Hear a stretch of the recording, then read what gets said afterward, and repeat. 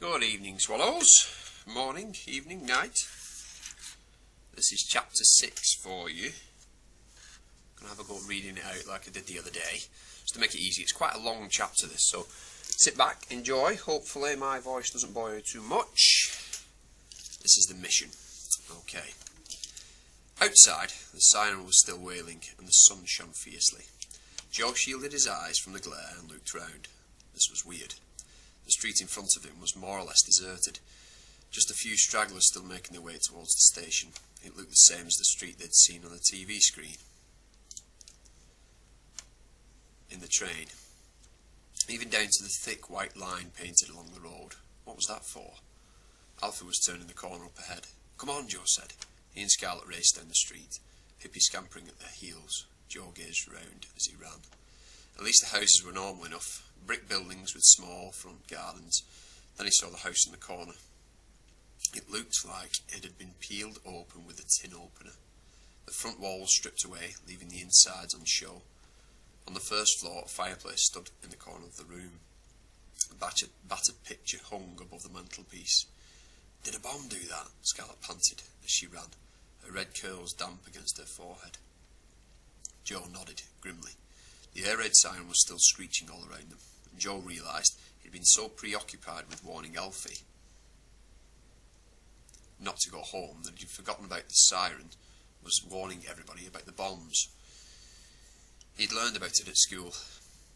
This was the Blitz, a time during the Second World War when lots of bombs were dropped on London.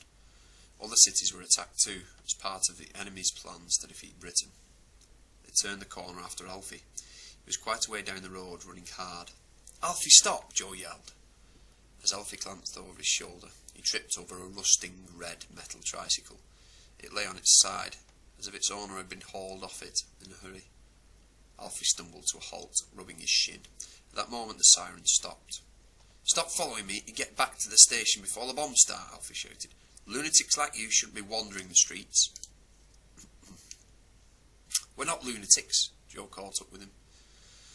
Scarlett was telling the truth. "We've come from the future and—" "On what?" Alfie's eyes widened. "A ruddy flying carpet?" "No." Joe hesitated as Scarlett joined him.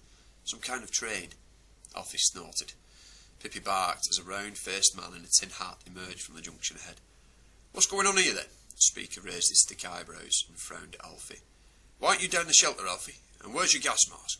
Your nan'll have my guts for garters if she knows you've been out without it again." "Sorry, Mr. Parks," Alfie said. The siren had stopped. Joe was aware of just how silent it was with no people or cars about. "Just got to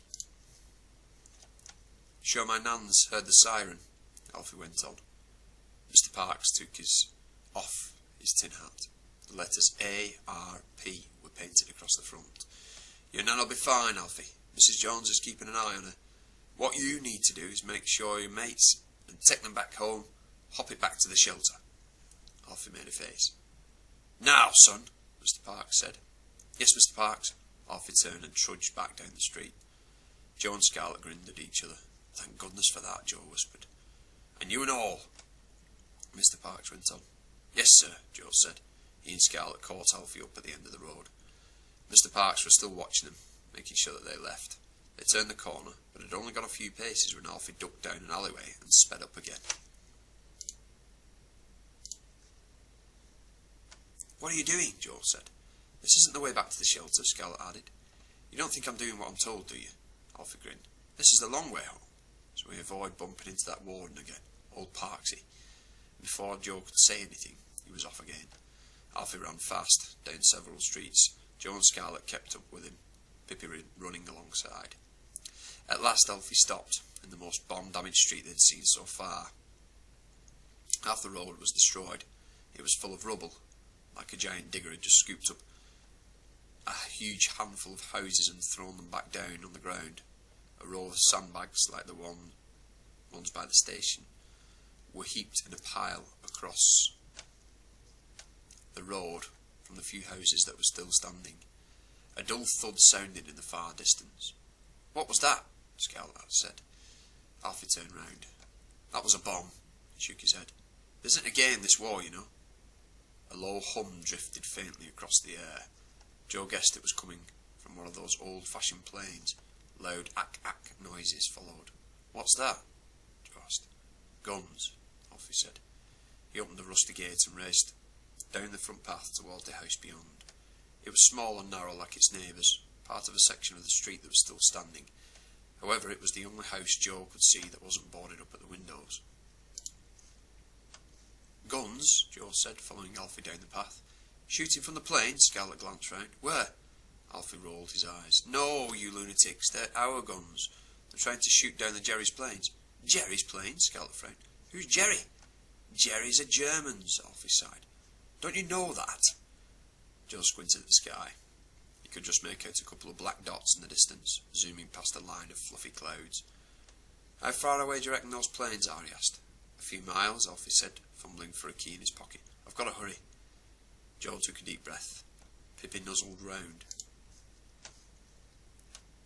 his legs, and he bent down and stroked the dog's back. "Then we'll come in with you," he said, "and help you find your nan."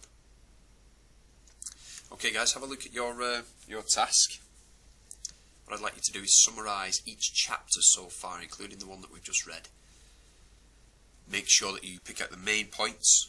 You can either draw a picture to go alongside that, or just get the main points down as bullet points.